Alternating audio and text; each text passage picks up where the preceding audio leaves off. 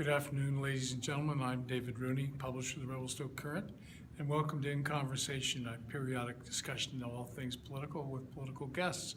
My guest today, I have two guests today. First off, I'll be interviewing Norm Macdonald, our MLA, and then I'm going to interview the man who wants to succeed Norm, Gerry Taft, former mayor. No, he's still the current mayor of Invermere, and he would like to sit in the legislature as MLA for Columbia River-Revelstoke.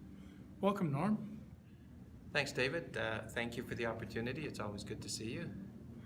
Well, that's good. So, Norm, you've had quite the summer. Yes, I've had an extended summer because, of course, while we were scheduled to sit for a fall session beginning at the beginning of October, the BC Liberals decided to cancel that. So that I have to say that the last 2 years we've actually had fall sessions, but we're back to a pattern again where these sittings are canceled, and there are real problems with that for, in particular, an opposition trying to do its job, keeping a government held accountable, and that's an important job, of course, and it's in the public interest to have government held accountable, but that's the decision that's been made. So we're not going to sit again until February, and in February when we sit, we expect to get an election throne speech and an election budget that will not be tested until after the election. We'll probably sit for about 5 weeks at that time. Having said that, there's a lot of issues that are current that we're working on here, but it is without having the tools available to us that we would have if we were sitting. Tell me, this is troubling. Is there a particular issue or set of issues that the government is afraid to discuss in public?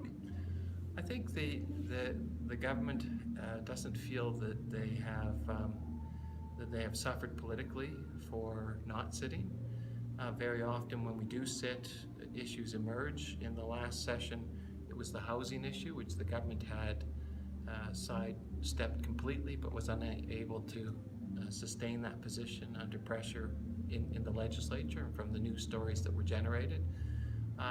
So I don't know the government always knows what the story is going to be, but inevitably there are 2 or 3 stories that come out of a session that is politically damaging and that they have to deal with, and they found it to be easier to simply cancel the session and not have to deal with any issues.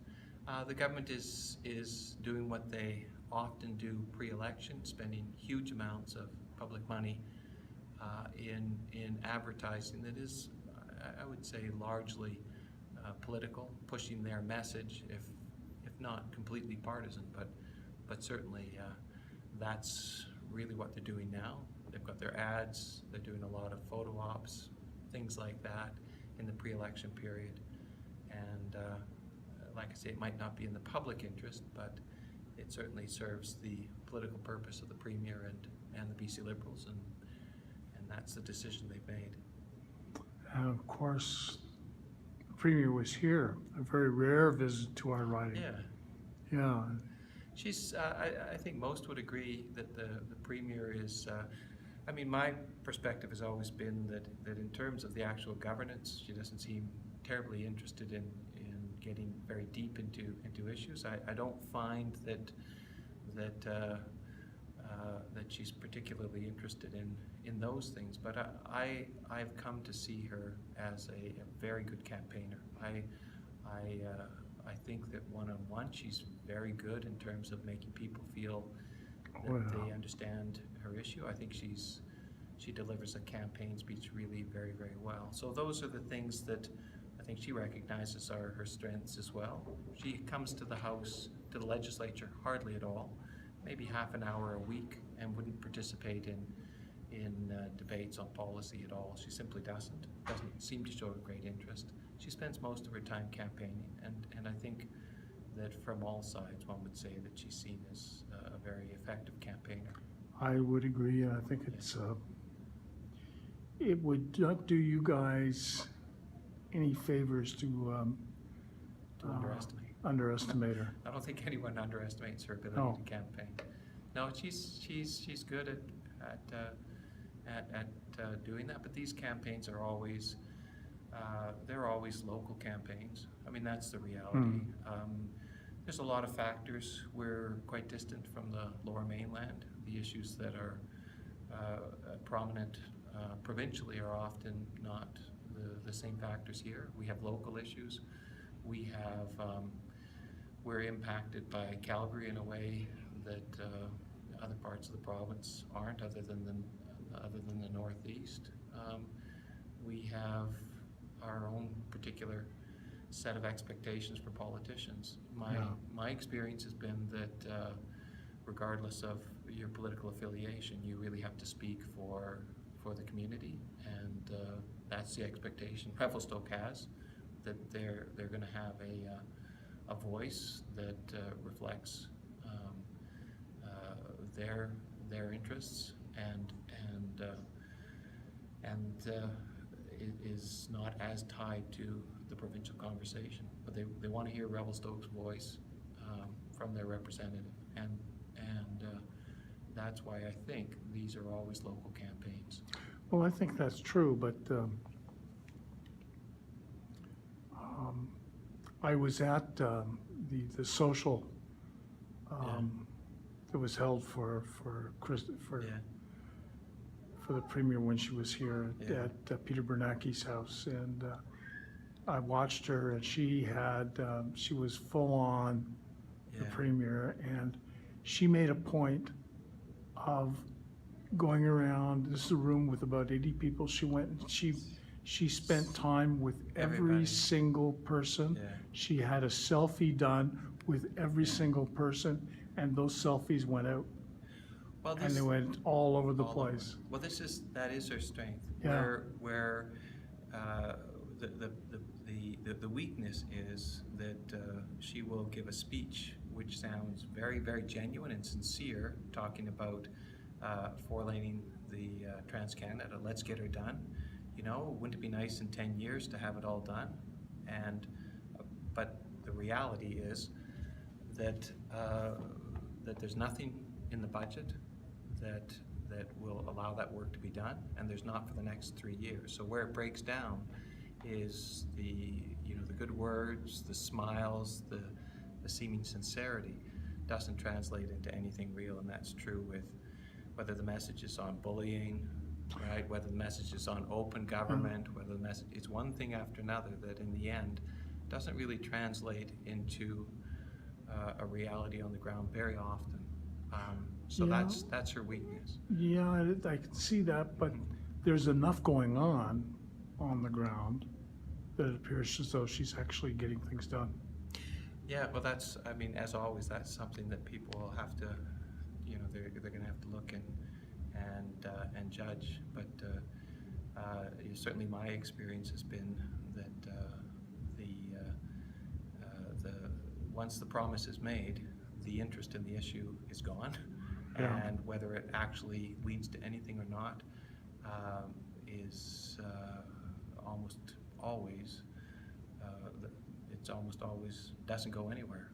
And I think anyone who really looks at the record and looks at what Ms. Clark promises will see that almost always it doesn't lead to anything. The best example probably would be LNG, which is, it's worth going through the list. It's 100,000 jobs so far, right? With the first LNG plant by 2012. So far, 0 LNG plants, 0 possibility of LNG plants, 0 jobs rather than 100,000, less revenue from natural gas than we had in the 1990s, even though she promised $1 billion prosperity fund from natural gas revenues, and she promised that the debt would go. Well, it's risen more under this premier than any other premier in the history of British Columbia. It's up to, when they took over, it was at like 40 billion. Now it's up to 170 billion if you include the contractual obligations. I mean, the difference between what she says and the reality on almost every issue is just mind-blowing. But if you're saying that she's very good in her room, I'll give you that. She's very good, and Yeah. she's smiles and yeah. But if you care about substance, which in the end most people, that's what affects them, the actual substance That's of right. government actions. That's where the failure is, and I think here in Revelstoke or in Golden or any place that the Premier goes, and Mr. Campbell, it was the same. People will always be polite, welcoming, and feel really good that a Premier has visited. The same was true for Mr. Clark and Mr. Harcourt. That's who we are, right? That's right. We are just decent, welcoming people who want to show off the community as best as we can. And I think most people here in Revelstoke would look at the substance and politely say, well, it doesn't really match the rhetoric, and that's going to be reflected in how we vote. And that's consistently what's happened. And that's right. That has been the way we voted here, Yeah, certainly since 2005. yeah, I would say consistently. And of course, Revelstoke has the tradition of Mr. Bill King, Yeah. whose legacy still is felt in this community, and all the volunteers that he built up. You know, that tradition of a good, solid, progressive set of volunteers in the community that continue to be here, and it's Well, that has certainly benefited your party, hugely. Because you've got, what, 300 odd members? We have 360 members, and we depend for our campaigns entirely on volunteers. We will be outspent again, 3 or 4 to 1. Oh, yeah. But we've always been able to outwork the Liberals just on the ground game, and we have to do that. We certainly can't match the money that they have, but that money always comes with a quid pro quo. The money that is given to the BC Liberals puts the priorities of those that give money at the top of the list, and very often to the detriment of the broader public. Certainly that's been my experience. And when you go, and I was going around with Gerry Taft today, going to businesses, and he's a small business person as well, and the interests of small business is not reflected in BC Liberal policy the same way that you would see with, for instance, Imperial Metals, right, where they are able to operate in a way that comes from donations of over $1 million. You know, they just work within a set of rules that are far more flexible than a normal small business would be. And that's I think the other thing that people in Revelstoke understand, that the true public interest has to be reflected by people who aren't beholden to large donations, right? They have to choose people, in my view, that have stepped into the job with the support of volunteers and those that are giving $100 or $200 at a time.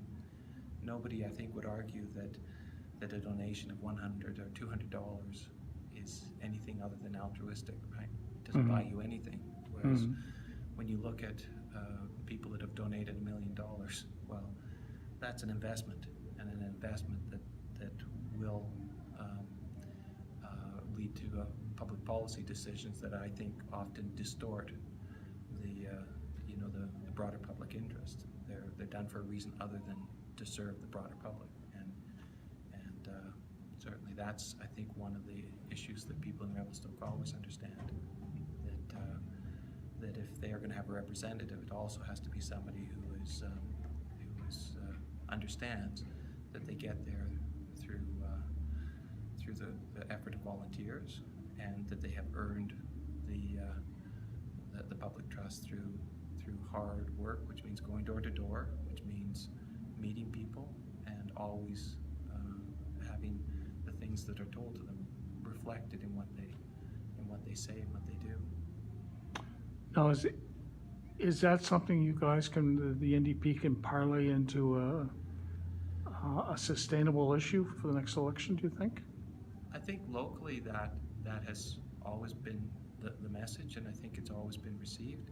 I think at a provincial level it's much more of a challenge, obviously, since it never has been successful, and it is more of a challenge. I think there there are unique conversations that take place in a community like Revelstoke that don't take place in Surrey or in downtown Vancouver or in Victoria. It's just a different dynamic. The community is just... It's a different culture. It's a different culture. I mean, this is a community that sits down and solves really complex problems in a way that most communities can't. You look at the land use issues, you look at like food security issues, you look at the conversations that take place in this community and the type of community that's built. You know, when Gerry and I were going around looking at the public art, looking at the vibrancy of the downtown, looking at the protection of the heritage buildings, and all of this came through some really sophisticated, long-term conversations about what the community was going to do to create this sort of a community. So I think the politics, the culture of Revelstoke means that the politics at a provincial and to a lesser degree, a federal level, are just different. You know, just different expectations. It's a different type of campaign. It's a different type of representative that ultimately gets chosen here. One that better be rooted in, you know, what works at the community level. And that's what I've come to believe over 12 years. Well, you would know. I think I do. I mean, that's my little pearl of wisdom that I've taken away from it. And I see that in your local government. I've always thought that your local government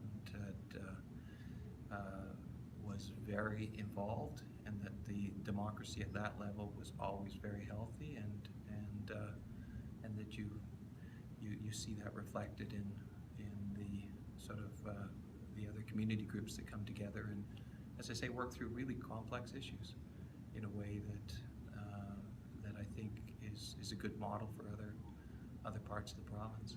Okay. Well, why don't we get Gerry in here? Okay. And we'll continue the conversation in a minute. So we'll continue on here. And welcome, Gerry.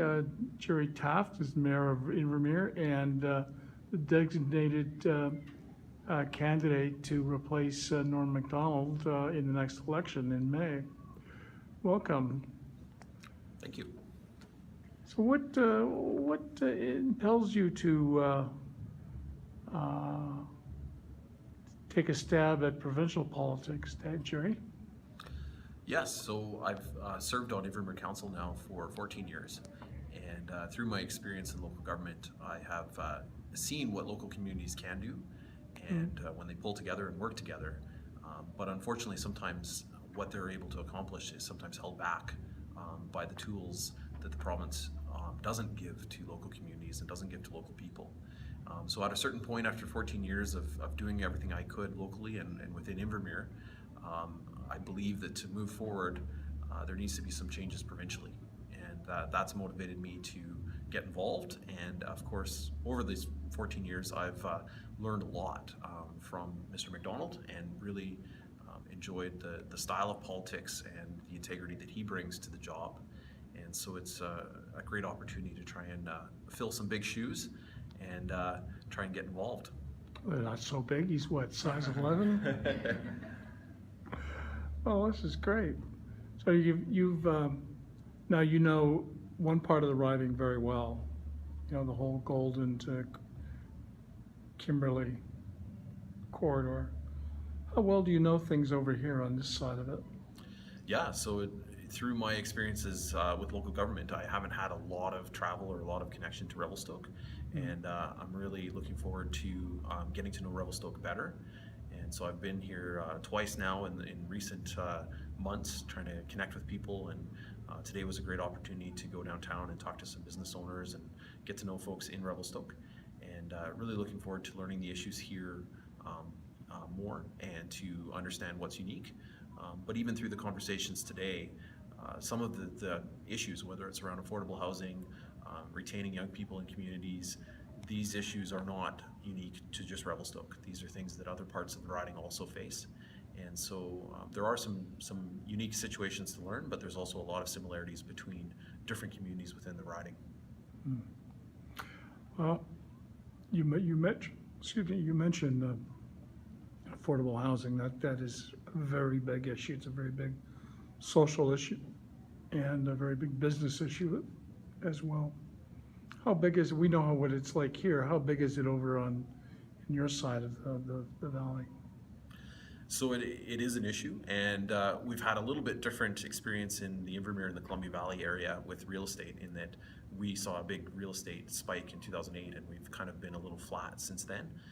So in 2008, we saw huge shortages for housing for staff and for long-time residents. And this summer, with it getting a little bit busier, those issues are starting to come back, which we haven't really seen for a number of years.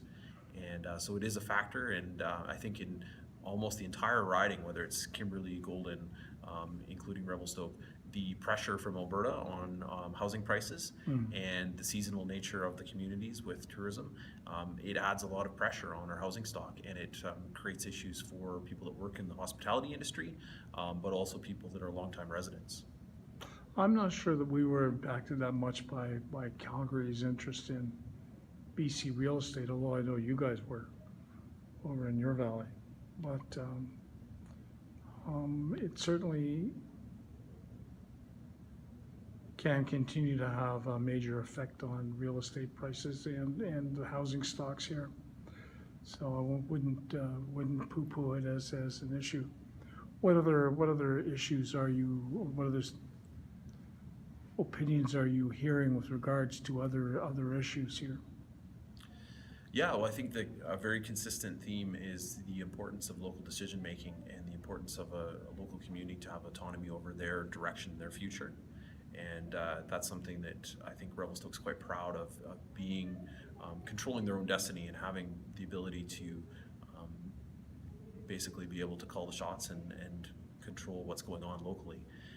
And so another issue that's a little more focused in Columbia Valley, but we've seen with the jumbo issue, where you have the provincial government coming in and telling a local area and local citizens, this is good for you, you want this, and imposing things. And that's an example of something that has gone terribly wrong, and the jobs and the project that was promised have not materialized. And it's quite the different example compared to the success of the ski resort in Revelstoke. And so, you know, you can see the parallels. If the community gets behind a project and there's support for something, it can be very successful and it can help an area. But if it's imposed by a provincial government, it's not likely to be very successful, and it leaves a very bad taste in people's mouths. Well, I think that's true, but you've also got you have to have a project that most people would agree is sustainable and is environmentally correct. That was never an issue here. Absolutely. Whereas building a ski resort up on a glacier is just, how can that possibly be right? And that's a major failure with jumbo. But enough about ski resorts. What, if you win the election, what would you hope for a critic's position, or is there an area that you'd be interested in? Well, in a perfect world, the NDP will form government, and there would be lots of portfolios available. But definitely one of my passions is the municipal experience and local government. And then, of course, another passion is in small business, and also including most of my small businesses are focused around food. So also an interest in food and local food economy. And so those are sort of some areas of interest that, you know, ideally in a perfect world that would be in government, that I could influence some change in those worlds. But, you know, alternatively in a critic's role, that would be acceptable as well. Well, I don't think you want to get ahead of yourself in terms of forming government. That didn't work out too well the last time around. One of the assets that the BC Liberals have is Christy Clark is a really formidable campaigner, and she brings all kinds of strengths to that role. She's very good with people, and she's going to be a tough act to follow for you guys. And so I'm very glad that she's not running as the BC Liberal candidate in this riding. And so the focus is definitely going to be head-to-head with Mr. Klobuchar, and looking forward to that campaign. And although I think Christy Clark does sometimes draw a crowd. The reality is that over time, a lot of her promises are starting to sound a little bit hollow, and she's also been known to challenge and sometimes fight a bit with local governments, and so a lot of local communities don't have as much respect for her positions and see that there's roadblocks that are put up when there could be partnerships that should be built. And the other thing that I think is important is that almost 4 years ago, it looked like almost a certainty that the NDP was going to form government, and certain assumptions were probably made or people got comfortable.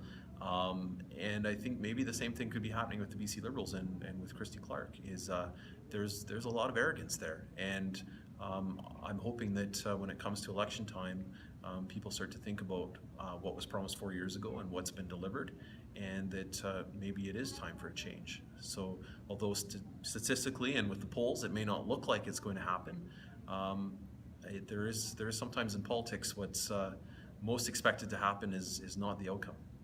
Okay, well, that's a good note to end it on. Leave it on a high note for you guys. Gerry, thank you very much. Thank you. Norm, again, thank you very much. Yeah, thank you very much, David. Okay.